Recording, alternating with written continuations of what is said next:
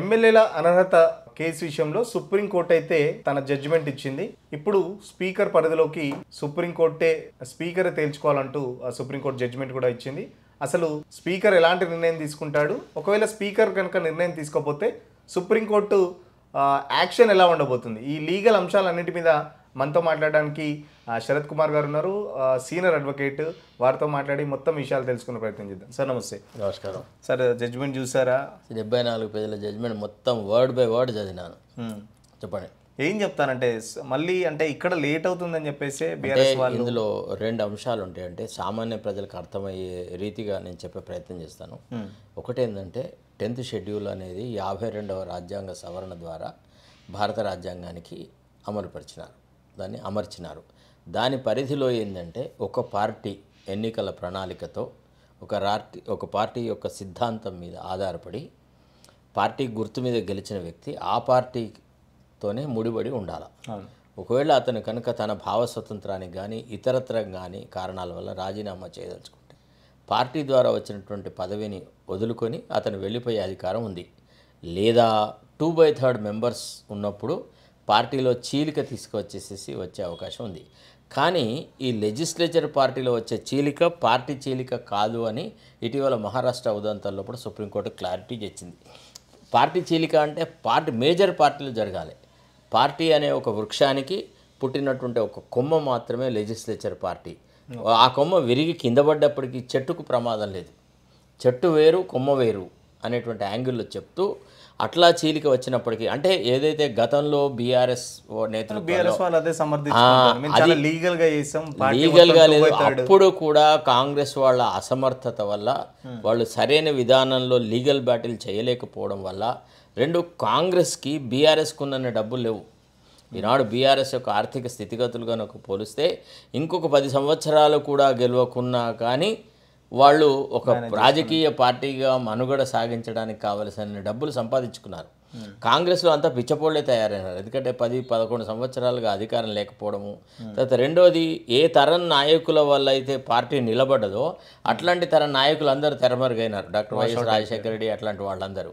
ఇక మిగిలింది ఏది తాలు తప్ప మిగిలినారు. ఉత్తమ్ కుమార్ రెడ్డి, కోమటిరెడ్డి వెంకటరెడ్డి, వాడు వీడు అంతా వేస్ట్గా నిలబడ్డారు. ఈ వీళ్ళ వల్ల పార్టీ గెలిచేది లేదు, ఓడేది లేదు.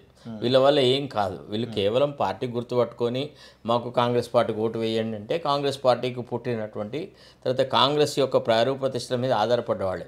వ్యక్తిగతంగా ఒక 4 జిల్లాలను 4 నియోజకవర్గాలను ప్రభావితం చేసేటువంటి సత్తా సామర్థ్యం లేని అధములు అనమాట. అందుకే వీళ్లను ఎదుర్కోవడము లేకపోతే వీళ్లను ఆటగట్టించడము కేసీఆర్కి ఈజీ అయింది.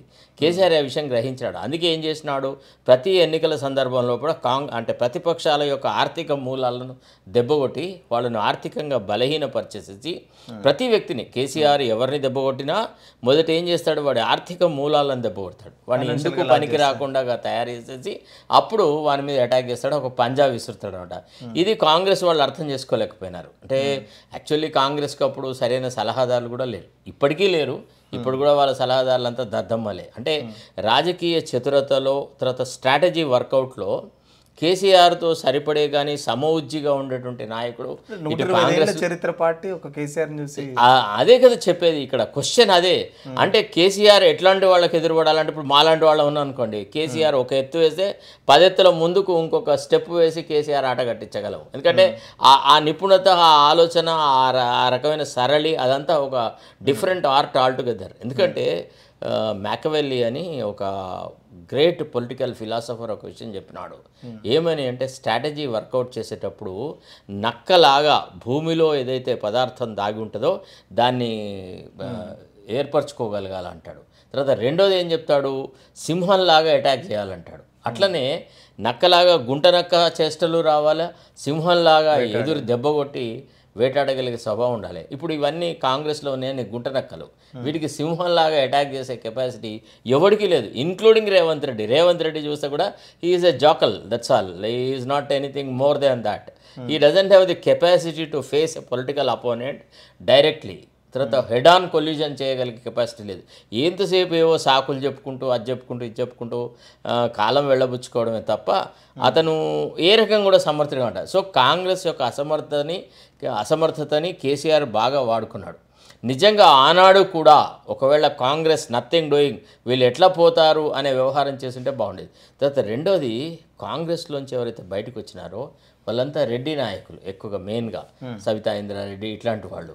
సో వీళ్ళంతా ఇంటర్నల్గా పైకి ఎక్కడ ఉన్నా కానీ వీళ్ళంతా ఏకంగానే ఉంటారంట. వీళ్ళు ఏ పార్టీలో ఉన్నా అధికారం మనకుంటే అయిపోయాయి. సవితా ఇంద్రారెడ్డికి మంత్రి పదవి ఇచ్చినారు. సో ఆమె తన కమ్యూనిటీకి సంబంధించిన వాళ్ళను, తన కులపు ఇంట్రెస్ట్లను కాపాడుతుంది. కాబట్టి వాళ్ళు అట్లా సంతృప్తి పడతారు. బీఆర్ఎస్ వాళ్ళు అట్లా కాదు. ఇది రాక మాకు అధికారం వచ్చేసింది, మా అధికారాన్ని వీళ్ళు దెబ్బగొట్టారు, మళ్ళీ మా పార్టీని కూడా భగ్నం చేస్తూ అంటున్నారు, మా రాజకీయ భవిష్యత్తే అగమ్య గోచరం అవుతుంది అనేటువంటి ఒక ఆందోళనలో బీఆర్ఎస్ వాళ్ళు ఫైట్ చేసినారు. ఇప్పుడు ఎట్లుంటుందంటే యుద్ధం లోపల ఓటమి చావు ఈ రెండింటిని తప్పించుకోవాలన్నప్పుడు యుద్ధం గట్టిగా కొట్లాడాలి. నువ్వు ఓటమి తప్పించుకోవాలన్నా చావును తప్పించుకోవాలన్నా యుద్ధంలో గట్టిగా కొట్లాడాల్సింది. అందుకే నెపోలియన్ బోనాపార్ట్ చెప్తాడు ఏమని, the inevitable consequence of a war is defeat. అంటే యుద్ధంలో మీరు యుద్ధరంగంలో ఎంటర్ అయినారు అంటే ఓటమి మాత్రం గ్యారంటీగా వస్తుంది. ఆ ఓటమిని విజయంగా మార్చుకోవడమే తెలివిగలవాడి సమర్థత గల నాయకుడి యొక్క లక్షణం అయి ఉంటుంది. సో ఆ సమర్థత లేదు కాంగ్రెస్లో, ఒక్కడికి లేదు. అందులో అంత ఏదో సొళ్ళ మాటలు మాట్లాడుతారు, ఎడ్లకి ఎడ్లు ఉన్నారు, తర్వాత డబ్బులు దోచుకోమంటే దాచుకోమంటే, దుర్మార్గంగా వ్యవహారాలు చేయమంటే, ప్రభుత్వ భూములు కబ్జా పెట్టమంటే గా పనులు చేస్తారు.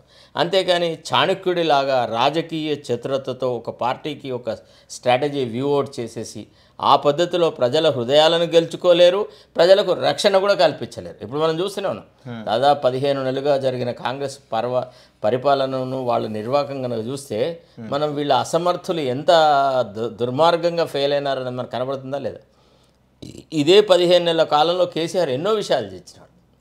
ఒక రకంగా అధికారంలోకి వచ్చిన తర్వాత 15 నెలల్లో కేసీఆర్ పాలనని 15 నెలల రేవంత్ రెడ్డి పాలన కనుక మనం పక్కకు పెడితే మనకు కనపడుతుంది. డొల్లతనం అనేది, అట్టర్ ఫెయిల్యూర్, తర్వాత ఫ్లాగ్షిప్ ప్రోగ్రాం లేదు. అసలు కొత్త ప్రభుత్వం ఏర్పడిన తర్వాత ఒక కొత్త ప్రోగ్రాం ఏం వచ్చిందండి ఇప్పటివరకు? ఏమి రాలేదు. ఆ చెప్పినవి చేయడంలోనే వీళ్ళు విఫలమవుతున్న పరిస్థితి. అది సంగతి అనమాట. అంటే పర్టికులర్గా ఈ ఎమ్మెల్యేల అనర్హత వీటికి సంబంధించి ఏం చెప్తారంటే, ఒకవేళ ఒకటి ఖచ్చితంగా సుప్రీంకోర్టు ఇచ్చిన ఆదేశాలను స్పీకర్ గడ్డం ప్రసాద్ అమలు చేయాల్సిందే. నాకు తెలిసి ఆయన మృదు స్వభావి. సుప్రీంకోర్టు ఆదేశాలను అమలు చేయకుండా తన రాజకీయ భవిష్యత్తును ప్రశ్నార్థకంగా మార్చుకుంటాడని నేను అనుకోను. First point. రెండోది, ఏ వాదం పనికిరాదిగా. అంటే ఏదేదో అగ్రకులాల వాళ్ళు ఇచ్చిన తీర్పును లేకపోతే నిమ్న కులాలు ఇచ్చిన అట్లా ఏం లేదు. సుప్రీంకోర్టు తీర్పు ఇచ్చిన వ్యక్తి కూడా దళిత సామాజిక వర్గానికి చెందిన జస్టిస్ గవాయ్. ఇక్కడ స్పీకర్ కూడా దళిత సామాజిక వర్గం. ఇదేదో అగ్రకులాల కుట్రానో లేకపోతే ఇతరులు ఏదో చేశారనో అదో ఏదో చెప్పడానికి కూడా ఆస్కారం లేదు. రెండు, తీర్పులో క్లారిటీ అనేది ప్రతి సెంటెన్స్లో ఉంది. వాళ్ళు ఏమన్నారు, 7 నెలల కాలము సుప్రీంకోర్టులో ఈ కేసులో పెండింగ్ ఉంటే ప్రతివాదులైనటువంటి ఎమ్మెల్యేలకు కనీసము నోటీసులు కూడా ఇవ్వడంలో స్పీకర్ విఫలమైనాడు. ఇట్లాంటి వ్యక్తిని నుంచి త్వరితగతిన ఈ విషయంలో సమాధానం వస్తుందని ఆశించడం కూడా వృధానే. కాబట్టి ఈ 3 నెలల వ్యవధిలో మీరు ఈ సమస్యను పరిష్కరించండి అని మేము గట్టిగా చెప్తున్నాము అనేటువంటి మాట చాలా నిర్ద్వందంగా చెప్పినారు తీర్పులో. సో మరి ఇంత స్పష్టంగా ఉన్న ఈ తీర్పును స్పీకర్ అవలంబించడు అని అంటే మరి అంత సాహసం చేస్తాడా? అసలు ఈ వివాదం వచ్చిన మొదట్లోనే 10 టీవీకి ఇచ్చిన ఇంటర్వ్యూలో ఆయన ఏమన్నాడు, వ్యక్తిగతంగా నేను పార్టీ ఫిరాయింపులకు విరుద్ధము, పార్టీ ఫిరాయింపుల వల్ల రాజకీయ వ్యవస్థ సర్వనాశనం అవుతుంది, తర్వాత రాజకీయాలలో విలువలు అనేది పోతుంది, విలువలతో కూడిన రాజకీయాలు చేయడమే నా మూల ఉద్దేశము, నేను ఒక దళితుడిని, ఒక మంచి అవకాశం నాకు దొరికింది స్పీకర్గా పనిచేయడానికి, కాబట్టి రాజ్యాంగ స్ఫూర్తిని కాపాడడంలోనే నా యొక్క శాయశక్తులా కృషి చేస్తానన్నాడు. సో అట్లాంటి వ్యక్తి ఈనాడు తీర్పు ఇచ్చినాక కూడా తీర్పును నేను పట్టించుకోను అని అంటాడని నేనైతే ఊహించట్లేదు బ్రదర్. అంటే స్పీకర్ కూడా ఒక స్టేట్మెంట్ ఇచ్చాడు, ఇప్పటివరకు నేను చూడలేదు, కాపీ నాకు అందలేదు, న్యాయ నిపుణులతో మాట్లాడుతున్నాను అంటే ఏంటి అసలు? ఏం లేదు, ఆర్డర్ కాపీ చదవాలి, చదివితే ఆయనకి ఏమర్థం అవుతుంది చెప్పండి ఒక మాట, మనలో మాట. స్పీకరు అంత విషయాన్ని అర్థం చేసుకునే పరిజ్ఞానం అతనికి కనుక ఉంటే మొదట్లోనే నోటీసులు ఇచ్చే ఉండేవాడు. స్పీకర్లో కొంత అమాయకత్వము, తెలివనితనము ప్లస్ ఆ న్యాయ సంబంధమైనటువంటి విషయాలను అర్థం చేసుకునేటువంటి ఆ అవగాహన లేదేమో అనిపించింది నాకైతే. అంటే to be frank with the speaker, అంటే ఆ స్థానాన్ని అగౌరవపరచడం మన మూల ఉద్దేశం కాదు.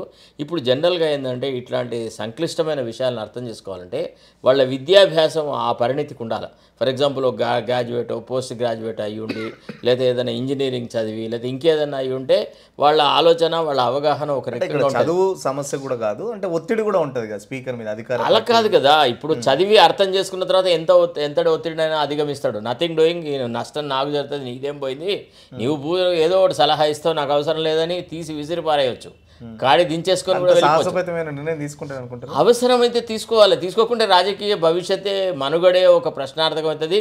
తర్వాత లెజిస్లేచర్కు జ్యుడిషియరీకి మధ్య ఒక యుద్ధాన్ని ప్రతిపాదించిన వ్యక్తి అవుతాడు. తర్వాత రెండోది, డాక్టర్ బాబాసాహెబ్ అంబేద్కర్ రాసిన రాజ్యాంగంలో లేని సమస్యలను సృష్టించి చరిత్రహీనుడుగా స్పీకర్ నిలబడతాడా అనేది కూడా ఒక ప్రశ్న. ఇవాళ ఇప్పుడు ఫర్ ఎగ్జాంపుల్ నాదెళ్ల భాస్కర్ నాడు, చంద్రబాబు నాయుడు, వాళ్ళు ఎన్ని గొప్ప ఘనకార్యాలు చేసినా మామకు బొత్తల కత్తి కూర్చున్నాడు అని చంద్రబాబు నాయుడు అంటాం, ఎన్టీ రామారావు ప్రభుత్వాన్ని కూలగొట్టినాడు నాదెళ్ల భాస్కర్ అంత అపఖ్యాతి మూట కట్టుకుంటాడా చెప్పండి ఒక మాట.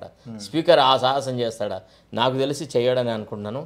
He comes from a good family, మంచి ఫ్యామిలీ బ్యాక్గ్రౌండ్ ఉంది కాబట్టి నాకు తెలిసి స్పీకర్ తప్పకుండా వినమ్రతతో సుప్రీంకోర్టు తీర్పును స్వీకరిస్తాడు. తీర్పుకు అనుకూలంగానే అతని ప్రవర్తన ఉంటుందని నేను అనుకుంటాను. సరే, అందులో ఓటమి పాలవుతారా, బీఆర్ఎస్ ఎమ్మెల్యేలు గెలుస్తారా, వాళ్ళు ఏం ప్రూవ్ చేస్తారు ఏం ప్రూవ్ చేయరు, that is a different aspect. But 3 నెలల వ్యవధి లోపల వాళ్ళ మీద అర్హత వేటు వేయొచ్చా లేదా అని మాత్రం స్పీకర్ తేల్చి చెప్తాడని మాత్రం. మళ్ళీ వీళ్ళకి ఏమైనా అవకాశం ఉందా ఈ 10 మంది ఎమ్మెల్యేలు మళ్ళీ? ఇంకా ఏముంటుంది, ఏం లేదు. క్యూరేటివ్ పిటిషన్ అని ఒకటి, రివ్యూ అని, క్యూరేటివ్ పిటిషన్స్ అని ఉంటాయి. కానీ ఇంత క్లియర్ తీర్పును ఎవడు రివ్యూ చేయడు. క్యూరేటివ్ పిటిషన్ ఇవన్నీ రివ్యూ పిటిషన్స్, ఫైనల్ జడ్జిమెంట్ అనుకోవచ్చేది. ఇది final 100%. This is the law of the land under 142 of the constitution of India. ఇంకా దీంట్లో డౌట్ లేదు, దీంట్లో ఏ రకమైన అంబిగ్యూటీ లేదు. అంటే ఇక్కడ సుప్రీంకోర్టు కూడా చాలా సీరియస్గా అయిపోయింది, ఇలాంటి విషయాలలో జాప్యం పనికిరాదు, త్వరితగతిన కరెక్ట్. అంటే 10వ షెడ్యూల్ యొక్క మూల ఉద్దేశాలను భగ్నం చేసేలాగా స్పీకర్ యొక్క నిర్వాహకం ఉంది. ఇతని నిర్లిప్తత వల్ల 10th షెడ్యూల్ యొక్క మూల ఉద్దేశాలు దెబ్బతిన్నాయి. 5 సంవత్సరాల కోసం ఎన్నికైనటువంటి శాసనసభ్యులు విచ్చలవిడిగా ఏ రకమైన నీతి ధర్మం లేకుండా ఇట్లా పార్టీలు మార్చి రాజకీయ వ్యవస్థను ఏదైతే ఏ కుళ్ళు నుంచి అయితే వ్యవస్థను కాపాడాలనుకొని ఎప్పుడైతే 52వ రాజ్యాంగ సవరణ ద్వారా 10th షెడ్యూల్ తీసుకువచ్చినారో అప్పటి రాజీవ్ గాంధీ ప్రభుత్వము ఆ మూల ఉద్దేశాలను కాంగ్రెస్ ప్రభుత్వమే దెబ్బతీస్తుందని నేను అనుకోను. అట్లా తీస్తే మరి సోనియా గాంధీ ప్రివేల్ అవుతుంది కదా. ఆమె ఏమయ్యా మరి మా చచ్చిపోయిన నా భర్త చేసిన ఇంత గొప్ప చట్టాన్ని నువ్వు నిర్వీర్యం ఎట్లా చేస్తావు? ఒకవేళ ఇక్కడ తెలంగాణలో నిర్వీర్యం చేస్తే మరి మహారాష్ట్రలో ఇతర రాష్ట్రాలలో కూడా కాంగ్రెస్ శాసనసభ్యులను చీల్చి ప్రభుత్వాలను కూలగొట్టినటువంటి మోడీ విధానాన్ని సమర్థించినట్టు అవుతుంది కదా. సో కాబట్టి ఇట్ ఈస్ అన్ ఇష్యూ. గతంలో ఇలాంటి ఇష్యూస్లో సుప్రీంకోర్టు తీర్పులు ఏమైనా ఉన్నాయా? ఏంటంటే మహారాష్ట్ర ఇంతకుముందు ఇచ్చిన తీర్పును ఆధారంగానే ఇప్పుడు 3 నెలల వ్యవధి అనేది మేము నిర్ధారిస్తున్నామని సుప్రీంకోర్టు వాళ్ళే చెప్పినారు. తర్వాత ఇంకోటి ఏంటంటే ఒక అంశాన్ని అటో ఇటో తేల్చడానికి 3 నెలల కాలము అనేది చాలా పెద్ద నిడివి, చాలా పెద్ద సమయం దాదాపు నడుస్తుంది.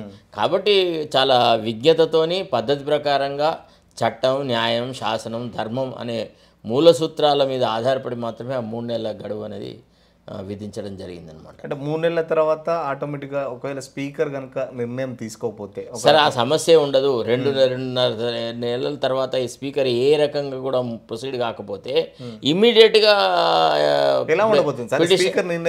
పిటిషనర్లు మళ్ళీ కోర్టుకు ఎక్కుతారు. కోర్టు ధిక్కార చట్టం పరిధిలో కూడా స్పీకరు తర్వాత వీళ్ళు మిగతా వాళ్ళు బాధ్యులు, వీళ్ళు కావాలనే తాత్సారం చేశారు, సుప్రీంకోర్టు పట్ల అగౌరవాన్ని ప్రదర్శిస్తున్నారు, వీళ్ళ వల్ల న్యాయ వ్యవస్థకు కళంకం వస్తుంది అనేటువంటి మాటలతోని కోర్టు ధిక్కార చట్టం పరిధిలో కూడా చర్యలు తీసుకుంటారు. నాకు తెలిసి అంత సాహసం అయితే స్పీకర్ గారు ఎవరూ చేయరు. స్పీకరే కాదు ఎవరూ చేయరు. తర్వాత రాజకీయాల్లో వాతావరణం అనేది క్షణక్షణంలో మారుతుంది. ఒక్కసారి ఈ అంశం మీద కోర్టు తీర్పు వచ్చిందనంటే ప్రజలందరూ కూడా తీర్పును, అత్యున్నత న్యాయస్థానం ఇచ్చిన తీర్పును అమలు చేయాలా అని రాజకీయ వ్యవస్థ నుంచి ఎక్స్పెక్ట్ చేస్తారు. సో ఆ పరిస్థితులలో ప్రజాగ్రహానికి గురయ్యేటువంటి పని స్పీకర్ చేయడం నాకు గతంలో నాకు గుర్తుంది ఒక మాట, ఈ ఎన్నికలకు సంబంధించి సుప్రీంకోర్టు తీర్పు గురించి కూడా రేవంత్ రెడ్డి అసెంబ్లీలో ఏదో మాట్లాడినట్టు గుర్తు. అవును. ఎగ్జాక్ట్ గా నాకు అంటే గుర్తు కాదు, గత సందర్భాలలో ఎప్పుడైతే పార్టీ ఫిరాయింపులు జరిగినాయో అప్పుడు వాళ్ళందరూ డిస్క్వాలిఫై అయ్యారా, అప్పుడు ఎన్నికలు వచ్చినాయా, ఇప్పుడు ఎట్లా వస్తాయి అధ్యక్ష, అసలు ఎన్నికలే రావు అని ఈయన కొంత అతి ఉత్సాహం ప్రదర్శించినాడు. దాన్ని సుప్రీంకోర్టు వాళ్ళు మొట్టికాయలు వేసినారు. ఈ దేశ చరిత్రలో ఒక ముఖ్యమంత్రి దేహి అని ప్రాధేయపడి క్షమాపణలు చెప్పిన ఫస్ట్ సందర్భం రేవంత్ రెడ్డి. నిజంగా Revanth Reddy has brought disgrace to the Congress party by his useless utterances. అతను ఫ్లోర్ ఆఫ్ ది హౌస్ను అబ్యూజ్ చేసినాడు. అతని వల్ల పార్టీకి చాలా ప్రతిష్ట అనేది చాలా దెబ్బతిన్నది ఆ రకమైనటువంటి మాట్లాడడం వల్ల. అదే కేటీఆర్ కూడా అడుగుతున్నాడు, రాహుల్ గాంధీ ఏదైతే రాజ్యాంగం పట్టుకొని దేశం అంతా తిరుగుతారు, దీనికి తీర్పుకి సంబంధించి రాహుల్ గాంధీ ఇప్పుడు మాలాంటి లాయర్ల ఆఫీసులలో అన్ని ఎటు చూసినా రాజ్యాంగం ప్రతులే ఉంటాయి. దాని అర్థం మేము రాజ్యాంగాన్ని అమలు పరుస్తున్నామన్నా రాజ్యాంగం అట్లా కాదు కదా. పుస్తకం పట్టుకుంటే దాని పట్ల గౌరవం ఉందా లేదా అనేది వాళ్ళ చర్యలను బట్టి డిసైడ్ చేయాలి. We have to understand a person on the base of his actions, not on the base of his utterances. మాటల గాంభీర్యము, పద గాంభీర్యము ఉన్నా వ్యక్తిగతమైనటువంటి నిజాయితీ లేకపోతే, నిబద్ధత లేకపోతే ఏ పుస్తకం పట్టుకున్నా వృధా. కనకపు సింహాసనమున శునకము కూర్చుండబెట్టి శుభలగ్నం నన్ను వనరుగా పట్టము కట్టిన మునుపటి గుణమేళమాలు అన్నాడు. అట్టనే నీవు ఆ స్థానానికి అర్హుడివి కాకపోతే ఆ అధమమైన పనే చేస్తావు. సో కాబట్టి కాంగ్రెస్ పార్టీ తప్పకుండా రాజ్యాంగ స్ఫూర్తికి అనుకూలంగా ప్రవర్తిస్తేనే మనం భావించాల్సి. అంటే సుప్రీంకోర్టు కూడా ఇక్కడ ఒక కీలకమైన వ్యాఖ్యలు చేసింది, రాజ్యాంగాన్ని మేము చేతిలోకి తీసుకోలేము, అది స్పీకర్ పరిధిలో ఉంటుంది కాబట్టి స్పీకర్ రాజ్యాంగాన్ని కాదు, ఏ బాధ్యత స్పీకర్ రాజ్యాంగ ఉల్లంఘన కూడా కాదు. 10th షెడ్యూల్ లోపల ఒక శాసనసభ్యుడు అర్హుడా కాదా, అతను డిస్క్వాలిఫికేషన్ చేయొచ్చా వద్దా అనేటువంటి నిర్ణయాధికారము స్పీకర్ మీద పెట్టినారు. స్పీకర్ నిర్ణయించాల్సిన పని సుప్రీంకోర్టుగా మేము టేకప్ చేయడం కరెక్ట్ కాదు. స్పీకర్ ఒకవేళ తన బాధ్యతలను విస్మరించి తను పట్టించుకోకపోతే అప్పుడు ఆలోచించవచ్చు అని అన్నారు. తర్వాత గత కొంతకాలంగా జరుగుతున్న సంఘటనలో స్పీకర్ ఎప్పుడు కూడా అధికార పక్షంకి కొమ్ము కాస్తున్న సందర్భాలు ఎక్కువ కనపడుతున్నాయి. ఏ స్పీకర్ కూడా నిజాయితీగా నిష్పక్షపాత వైఖరితో ఈ విషయాలను ఆలోచిస్తున్నట్టుగా కనపడలేదు. కాబట్టి అసలు స్పీకర్ నుంచి అధికారం తొలగించి వేరే ఏదైనా ఏజెన్సీలో పెట్టాలా, ఎమ్మెల్యేలు డిస్క్వాలిఫై అయినారా కాలేదా, ఎంపీలు డిస్క్వాలిఫై అయినారా కాదా, అవుతారా కారా అనే విషయం తేల్చడానికి ఇంకో నిర్ణయాత్మకమైన సంస్థ పెడితే బాగుంటుందని కూడా సుప్రీంకోర్టు ఈ తీర్పులో ఎట్లా ఓన్లీ డిస్క్వాలిఫై వరకే తీసుకుంటుందా సార్, లేకపోతే ఇంకొక 6 ఏళ్ళు అంటే పోటీ చేయొద్దని కొన్ని నిబంధనలు కూడా అంటే సార్ అవి వాళ్ళ అంటే అక్కడ ఏం ఎవిడెన్స్ వస్తుంది, ఆయన ఏ రకమైన శిక్ష వేస్తాడు అనేది దాన్ని మనం ఇప్పుడే గెసుకోవడం కరెక్ట్ కాదండి. అది అంటే మొత్తం ట్రయల్ జరిగిన తర్వాత ఈ ఎమ్మెల్యేలు ఏం మాట్లాడుతున్నారు, తర్వాత వాళ్ళ మీద కంప్లైంట్ ఇచ్చిన వాళ్ళు ఏమంటున్నారు, ఇవన్నీ చూస్తే కానీ వాటి మీద గెసుకోవటం తప్పండి. అంటే ఒకవేళ స్పీకర్ నిర్ణయం తీసుకున్న తర్వాత మళ్ళీ ఈ ప్రాసెస్ అంతా ఎన్ని రోజుల కల్లా కంప్లీట్ అవుతుంది? సరే అది మనం ఇప్పుడే ఊహించడానికి వీల్లేదు, ఎందుకంటే ఇప్పటికి 7 నెలల నుంచి స్పీకర్ ఒక ఇంచు కూడా కదలేదు. కాబట్టి ఇప్పుడు ఏం చేస్తాడు, ఆయన మీద రేవంత్ రెడ్డి ప్రభావం ఎంత ఉంటుంది, లేకపోతే ఆయన వ్యక్తిగత కారణాలు ఏ రకంగా ఉంటాయి, ఆయన ఏది ఆశించి ఇంతవరకు చర్యలు తీసుకోలేదు, లేకపోతే భవిష్యత్తులో చర్యలు తీసుకుంటాడా అనేది ఒక $1 మిలియన్ క్వశ్చన్. ఏది ఏమైనా గడ్డం ప్రసాద్కి ఇది ఒక విషమ పరీక్ష. ఆయన కనుక ఈ తీర్పు పాఠాన్ని నెగ్లెక్ట్ చేసినా, పట్టించుకోకపోయినా, రేవంత్ రెడ్డి సంతృప్తి కోసమని ఏదైనా చర్యలు చేపట్టినా చరిత్రహీనుడిగా మిగిలిపోతాడు. ఒకవేళ స్పీకర్ కనుక డిస్క్వాలిఫై సంబంధించి సుప్రీంకోర్టు గైడ్లైన్స్ ప్రకారం ఏదైతే రాజ్యాంగ ప్రకారం నిర్ణయం తీసుకుంటే ఈ ఎఫెక్ట్ వేరే రాష్ట్రాల మీద, ఫిరాయింపుల మీద ఎలా ఉండబోతుంది? తప్పకుండా ఉంటుంది. ఫిరాయింపులు అనేది ఇవాళ దేశవ్యాప్తంగా ఒక ఉద్యమ స్ఫూర్తితో జరుగుతుంది. రాజకీయ పార్టీల నుంచి కొంతమంది సభ్యులు బాధ్యతారహితంగా తమ మాతృ సంస్థను వదిలెట్టేసేసి అధికార పార్టీలో చేరడం అనేదాని ఆ ప్రక్రియ వల్ల ప్రజాస్వామ్యానికి విఘాతం కలుగుతుంది అనేటువంటి భావన ఈనాడు దాదాపుగా అన్ని రాజకీయ పార్టీలో ఉంది. ఒకవేళ కాంగ్రెస్ ఆ పని చేస్తే ఇప్పుడు ఇండియా అలయన్స్లో ఒక భాగస్వామిగా ఉండడమే చాలా అసంబద్ధంగా ఉంటుంది ఆ పరిస్థితులలో.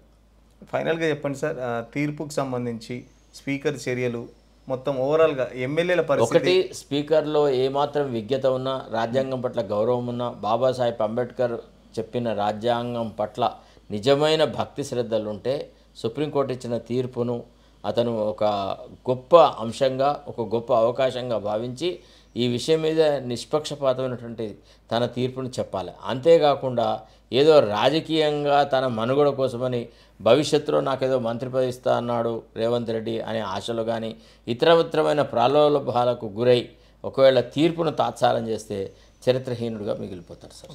Thank you sir. Right sir. ఖచ్చితంగా సుప్రీంకోర్టు తీర్పుపై 3 నెలలలోపు స్పీకర్ గడ్డం ప్రసాద్ నిర్ణయం తీసుకోవాలి. ఇది చాలా విషమ పరీక్ష ఎదుర్కొన్నట్టే. స్పీకర్ ఒకవేళ రేవంత్ రెడ్డి కనుక ప్రలోభాలకు కానీ లేకపోతే ఆయన అధికార దుర్వినియోగానికి పాల్పడితే ఖచ్చితంగా స్పీకర్ చరిత్రహీనుడుగా మిగిలిపోతాడు. ఏదైతే రాజ్యాంగం అంబేద్కర్ ఏదైతే స్ఫూర్తినిచ్చిందో ఖచ్చితంగా ఆ స్ఫూర్తిని స్పీకర్ కొనసాగిస్తాడు. స్పీకర్ ఏదైతే ఈ నిర్ణయం తీసుకుంటాడో అది దేశవ్యాప్తంగా పార్టీలు ఫిరాయింపుల చేసే ఎమ్మెల్యేలపైన ఖచ్చితంగా ప్రభావం చూపుతుంది. సో ఈ నిర్ణయం అనేది దేశవ్యాప్తంగా చాలా ఉత్కంఠ నెలకొన్న పరిస్థితి అయితే ఉందని చెప్పి శరత్ కుమార్ చెప్తున్న పరిస్థితి. జర్నలిస్ట్ కళ్యాణ్తో సురేష్ పల్లవి టీవీ, హైదరాబాద్.